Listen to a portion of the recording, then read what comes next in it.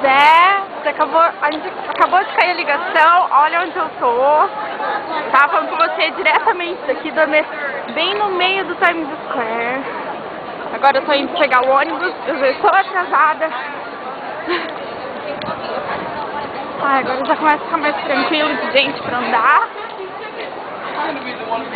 Não dava pra andar ali naquela rua onde eu tava falando com vocês. Tanta gente que tinha. Mas agora tá mais tranquilo. Eu vou pegar o ônibus na frente do hotel onde eu tava. Uma boa caminhada ainda. Aqui é a rua 43, eu tenho que ir na rua 34. Eu já tô atrasada. Ainda pego o sinal vermelho pra passar.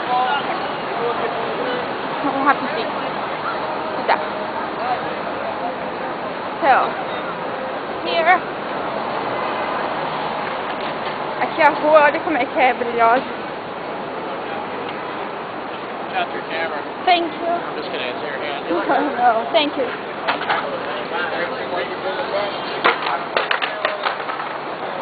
Oh, look at this. Don't rush. Do whatever you Antes want eu to já passei, já filmei, mas estou filmando de novo.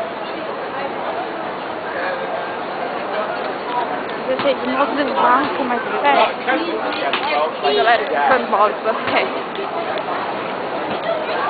Essa loja pra fora.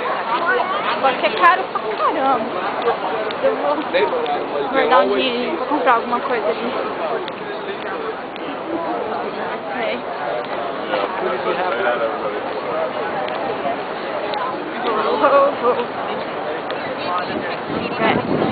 Esse é o famoso Gas.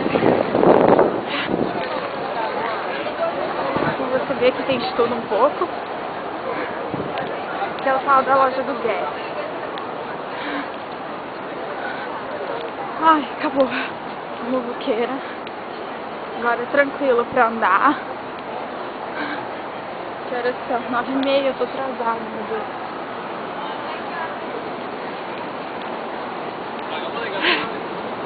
Não posso perder isso.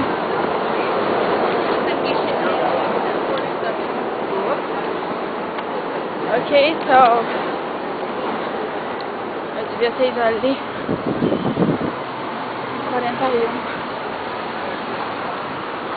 So eu não sei qual que é o local. By the way. Okay, so that's it. Bye bye.